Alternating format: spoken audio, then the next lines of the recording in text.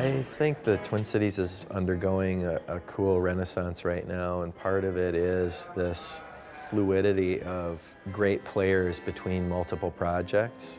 There's kind of the economic necessity. Everybody needs to be doing a bunch of things to make ends meet, but also creatively, it's so fun for me personally to have these different stylistic boxes that I can go to write music and to create collaborations. And I don't remember that when I started out. You had a band, you had an identity. It was like, wait, somebody in my band is playing in another band? It's like they're cheating on you. So the whole model, I think, for what being a musician and having an identity as a musician is really shifted a lot.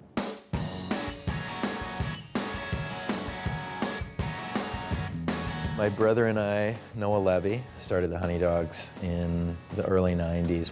I started writing songs and Noah said, let's just start playing shows, let's tour. In those days, you had a map of the US and push pins and a phone, and you called clubs and you hop in a van, you play shows and you kind of hope you're going to get a major label deal or something that will sustain you as a musician. I miss your laughing lips, I miss your eyes and hips, do you miss me? 'Cause I miss you. I Miss You is a song that I wrote in 1992. I was doing a long-distance relationship with my wife and my son, Daniel, so it was just kind of the agony of coming and going. I was in Minnesota playing with bands, and then she'd gotten a full scholarship to do her PhD in history at Princeton. And I think through all of that, we couldn't survive the challenges, and we split up.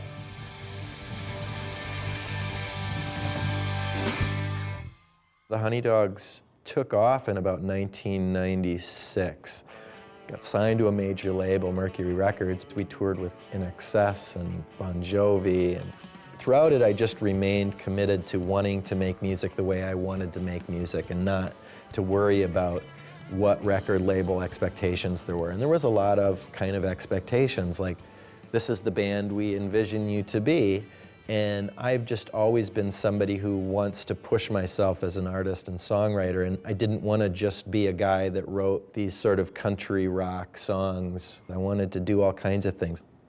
Lace and straw hats, lazy summer, do you remember 92?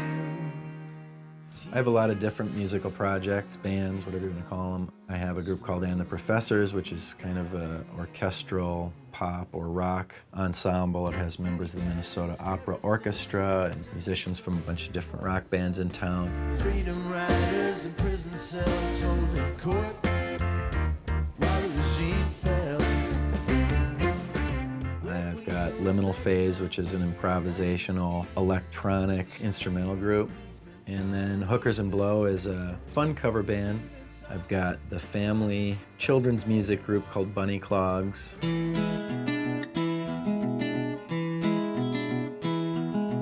I didn't like Harry's lettuce. I got recording equipment because I knew that would help me write better, and learning how to work with all of this equipment, I had to also watch my daughters. Ava was in diapers at the time, and Esther was a little, preschooler. And so I'd just sing these little entertaining ditties to kind of learn how everything worked, but also to keep them busy, so multitasking. And the girls loved singing along and playing, and then we would play the songs back for family friends and their children. Think I'm allergic, 'cause now I got a head itch. They were sort of jokes to us, like a sort of inside fun thing that we were doing, but people really seemed to enjoy it. And we did a little bit of regional touring together and lots of library shows. But I love olive, olives, olives. I love olive, olives, olives. I love olive, olives, olives. I love olive, olives, olives.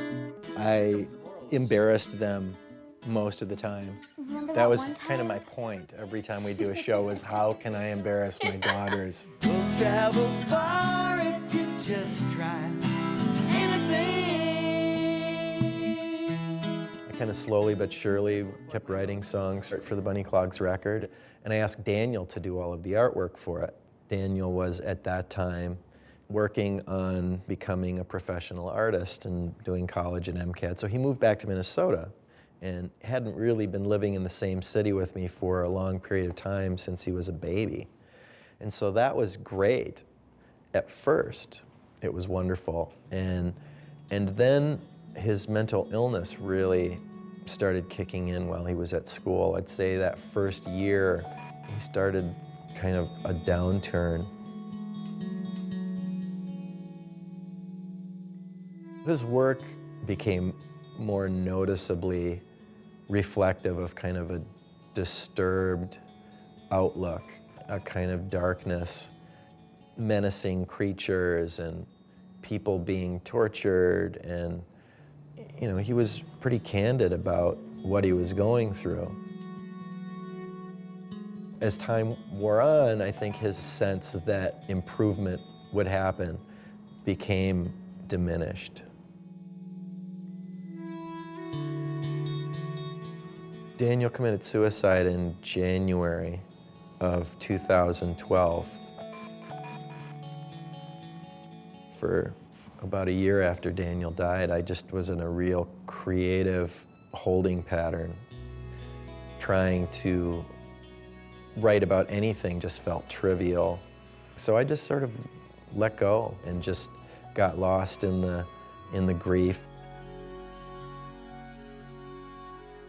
I think in a lot of ways the girls are what kept me going, knowing how much they now needed to buoy their spirits and to get beyond it and to process it. And I had music.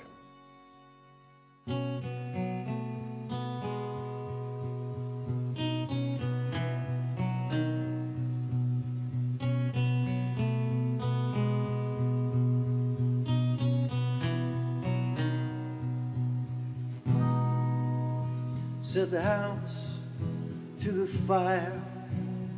I don't recall where you started. I decided this year that my next sort of side project thing was going to be something that was really just about the songwriting and my voice. You know, how can I make a song stand on its own with just me and a guitar? Said the tongue. I think a lot of the new music that I've been writing in this solo batch of material too does relate to life in the wake of my son's death. Reflecting on my own struggles with mental health as well as my son's, and just allowing things to kind of wash over you and not worrying so much about outcomes is something that I've really had to figure out. Life it's a huge struggle, and a lot of times putting your arms down and your fists in your pocket and just sort of soaking it all up is your best map to deal with it. Take it as it comes. I can't get out of this space.